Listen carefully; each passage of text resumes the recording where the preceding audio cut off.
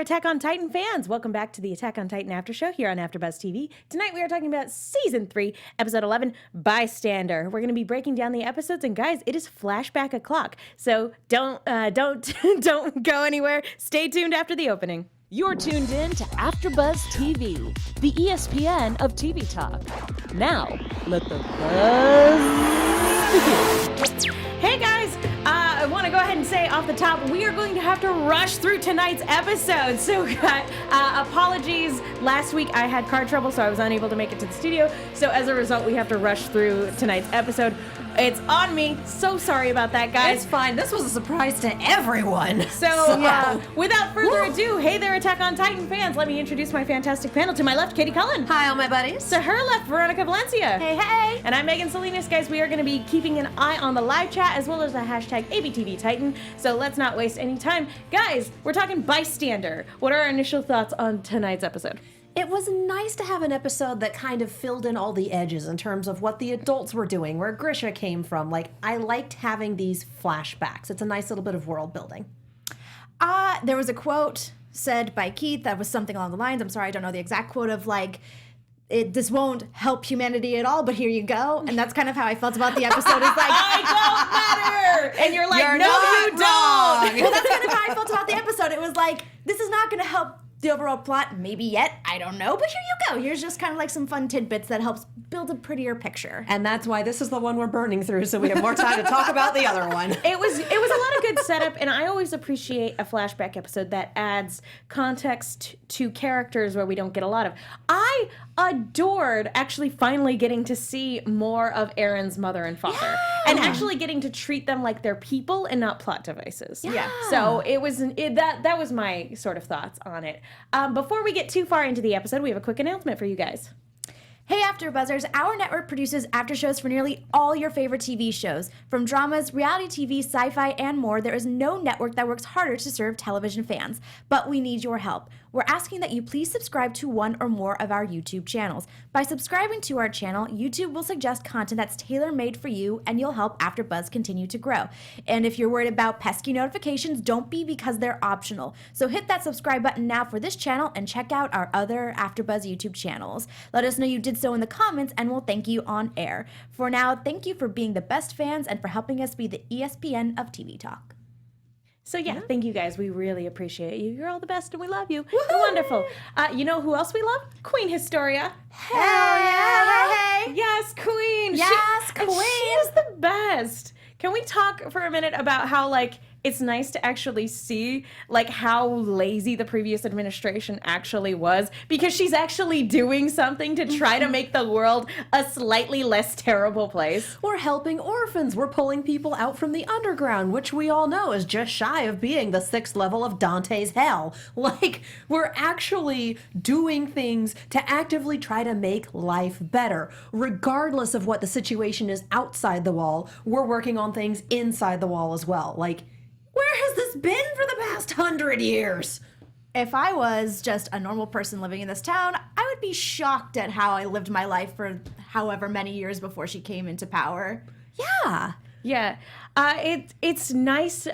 We've talked about it a little bit before, but it's nice just to have the little victories. Mm-hmm. Like, we're not gonna have nice things for very long. So just seeing these moments of joy when we can get them is really nice. And seeing that she's going to be, and it was very evident in her coronation when she saluted the crowd, that she was going to be a queen of the people, and it's nice. And we know, of course, that she is going to be true to her word, but it's nice to actually see it in action, that she is, in fact, a queen of the people and doing everything she can to help people, particularly people who have terrible childhoods.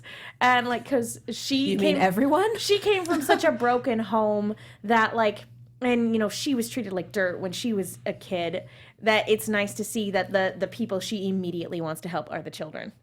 Yeah. Good for her. She's great. Yes, She is we love her wonderful. so much. Hashtag Queen Historia. Hashtag yes, queen. Yes, Queen. But during this sort of conversation where we're seeing her at work, our boys are talking a little bit about, like, hey, what are we going to do if we happen to run into Reiner and Bertolt again?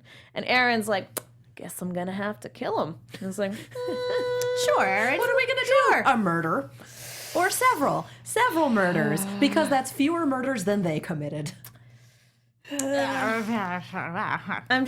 I'm wondering where this is at. And guys, as we mention every week, we don't want any manga spoilers. We're just keeping the discussion to this week's episode. But yeah, it makes me wonder how that interaction is going to shake out. The fact that he's so just blatant about it, I'm like, ooh, like the situation's more complicated than that, Eren, and I feel like we're going to get a lot more issues before before we really get there. I mean, I'm sure it is more complicated, but you kind of have to appreciate the straightforwardness of just taking these very powerful pieces off the board. Yeah. Also, we get a quick moment with Eren and Historia, and it looks like Mikasa's a little jealous. And I wanted to ask, because, like, I wasn't looking at this moment between Eren and Historia as anything romantically leaning, but, like, Mikasa's reaction is so harsh and so, not necessarily defensive, but it was so overt that I'm just like, like, Mikasa, you don't have anything to be jealous of. Ymir and Historia are clearly the OTP here. Okay, but does Mikasa know that? Probably not, but I also don't see it as a romantic thing. I see it as like a form of friendship. You know, she has always been like one of the closest people to Eren, and now suddenly in the past few days he has formed kind of a very strong connection with Historia because of everything that they've been through together and how they basically had to step into these roles that they did not ask for. So it's just that idea of he now has someone else, and maybe she's obviously not used to that. Or because how close Mikasa and Historia have been getting, maybe she's like, Eren, it's girl time, get out of here. maybe I completely misread that. I would love for her to just like hang out with everyone else besides Eren. Make more friends. Branch out. It's important. Of course, Eren's always going to be there for her. It's important for Mikasa to make more friends. Absolutely. We also get, in terms of Eren's abilities, that sort of armor upgrade that he got, they were able to construct this sort of wall titan killing device called the Executioner from Hell. And Hanshi's just so happy. It's pretty dang cool. She got to name it, and it works. Yeah, I think that's the biggest thing here is that it's like, oh my god, it worked, and it's actually killing titans. This is amazing. That's the most impressive part, is that it actually works, it actually kills titans, and for the time being, no scout has to go out and potentially die. Yeah, like your bait duty, and that's granted, I would not want to do that shift, but like it's great that they have a way of killing titans that puts a minimum amount of risk to any of the soldiers who kind of volunteer for that particular shift. It's the most safe way to kill titans that we've seen to date. Yeah. And that's a huge step up for our guys. I mean, safe and effective, because we've had the cannons, and the cannons are just kind of like, well, they're here. Yeah. So ingenuity. Again, it's the little victories. It's the little things. Before we move on, we want to talk to you guys really quickly about iTunes. Folks, thank you so much to everybody who's gone to iTunes to rate, subscribe, leave a comment. We love hearing from you, and it's the best way to let our producers know that you guys like the show that we're putting on. And if you guys do leave a comment, we'll give you a shout out, such as Joey Segura, who wrote, "This after show is amazing. Thank you for putting on such a great show." Thank you so much, Joey. We appreciate you and we love you. And we also love hearing from you guys on in YouTube comments and everything like that. You guys are great. We know we have an international audience. We can't see those comments, so be sure to take a screen cap of them. Use the hashtag ABTVTitan to let us know that you did so, because they do still count. So thank you guys so much. You're the best. We love you. Mwah. All right. Please end every iTunes pitch like that. All of them. We'll see. In perpetuity. We'll see. But in terms of looking at the scouts, our scouts are having some downtime. And during the scene where they're all kind of sitting around together, we really see the difference. Joey Segura's in chat. Oh, hey! Hey, Joey! I'm actually here, lol. So, like, we really get the difference between our, Levi squad, the new Levi squad, and the other new recruits. It is night and day. Like, it is so weird looking at a separate group of people and going, wow, that's right. That, like, this group of cocky, like arrogant, starry-eyed children is how our boys and girls used to be. I have a question. Yeah. I pose a question. If you were a newer scout, would you be jealous that this new Levi squad is kind of making their way up the ranks and they're still so new? Or would you be like, I'm glad I'm not in your shoes because y'all get yourself into some bad stuff? The latter. Depends on whether or not I knew what happened to the previous Levi squad. Yeah. Because on the one hand, I feel like without those details, I'd be like, oh, they think they're so cool. Like, whatever. Like, we all train together. They think they're so hot. But knowing that, like, oh, no, those super strong veterans that were super talented and, very diligent in their training and very effective at killing Titans, they all got squished. People in Levi's squad die a lot. Yeah, I would probably cool my jets a little bit and just be like, you know what, I'm just gonna get back to work. You guys keep doing your protagonist thing. That's what I would do.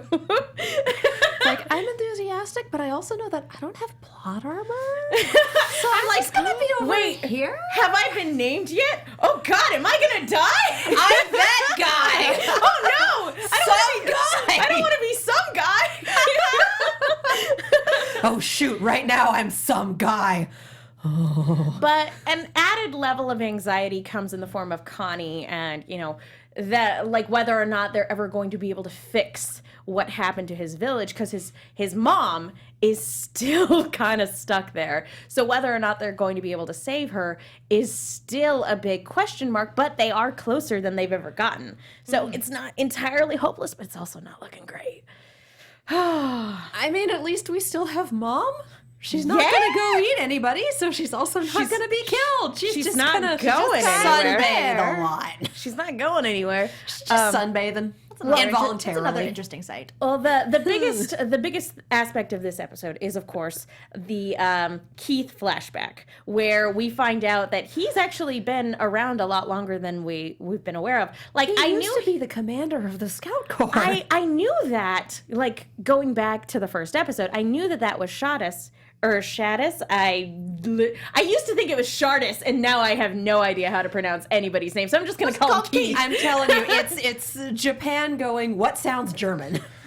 Which is how we get Fligel. Keith used to think that he was the main character. But he's not. You have to be special to be a scout. No, honey. And it's heartbreaking because he really did have such high aspirations for making meaningful change in the world. And at the end of the day, his efforts don't really amount to much. And that's really hard to process. And it's why he quit. And you throw in Grisha's backstory, where we find out that, like, oh, he was found outside the walls and has no memory, which means that either he was among the same group where Reiner and Bertolt came from and then got his memory wiped by the royal family, or he got his memory wiped by them and they punted him. Yeah. Or he's lying about how much he knows and remembers. All he knows and remembers, according to him, is that he's a doctor and he wants to be able to help, and he wants to help the royal family. And in his efforts of doing all of this, he does manage to save the town from a terrible plague, which is why Hannes felt so indebted to him way back at the beginning of the series. He was like, I need to repay my debt. And that's what it was. It was this plague. And of course, saving everybody, he wins Carla's heart, to Keith's chagrin. I'm so happy to see Eren smiling for once in this series. As a baby. Yeah. Because that's Still smiling. Still smiling. Well, I love this because, and yeah, of course we find out that Keith was there that night, where sadly Eren's father met his fate. But we also, I think my favorite bit of the episode was when Keith is like screaming at Carla about how frustrated he is that his efforts amounted to nothing and that he was unable to win her heart. And she's like, what's the big deal if you're not special? Like, I love my son unconditionally, but if he's not special, that's fine. I just want him to be happy and healthy and, all the things that a mother wants for their son. And I feel like getting secondhand words from mom really helped Eren. Like, he's having a hard time of it. He's absolutely having a hard time. And getting that portion of the story was exactly what he needed to hear. And, we've talked a lot about how Eren's processing a lot this season, and I feel like that is helping him move forward. Oh, yeah, absolutely. We are running short on time. The only other thing I want to mention is that it was Keith that sabotaged Eren back in season 1, and I love that. But it didn't work. It didn't work. Like, maybe he is special. He can balance even though things are busted. Well, no, it's that he had a change of heart, because even after Eren got special training, he fell over, and Keith, looking at him, goes, okay, get me a new harness. And so even though he sabotaged Eren, he had a change of heart anyway. That's true. I think he recognized that what he was doing was wrong in some capacity, even though I don't know if he was doing that to be petty to Grisha or if he was doing that to be kind to Carla. I really don't know. I feel like it's up for interpretation. I felt like he just tried too hard to be a lone soldier. Yeah. At every little aspect, whereas like Grisha was like, I'm just going to be a doctor. I'm going to excel at being a doctor. Where he's like, I'm going to try and do everything and be amazing at it, but I'm failing. I'm going to be a shonen protagonist. Oh, honey, that is We not, can't- that's Not how you do that. We can't all be Irvin. We'll get to that soon. Well, that just about does it for this tonight's episode. We will be covering episode 12 in the next couple of minutes, so stick around on the animation channel soon. Veronica, Hop on over to that live stream because it is a separate live stream. it is. Veronica, where can people go if they want to find you? You can find me on Twitter and Instagram at it's me, Veronica_V. I'm Katie Cullen. You can follow me all over the social medias as well as on YouTube and Twitch at Kiaxet. That is Kiaxet. I'm Megan. You guys can follow me on Twitter and Instagram at themenguin. That's TheMenguin. Thank you guys so much for watching. We will see you in a couple minutes. Our founder, Kevin Undergaro, Phil Svitek, and me, Maria Menounos, would like to thank you for tuning in to AfterBuzz TV. Remember, we're not just the first, we're the biggest in the world, and we're the only destination for all your favorite TV shows. Whatever you crave, we've got it. So go to AfterBuzzTV.com and check out our lineup. Buzz you later. The views expressed herein are those of the hosts only and do not necessarily reflect the views of AfterBuzz TV or its owners or principals.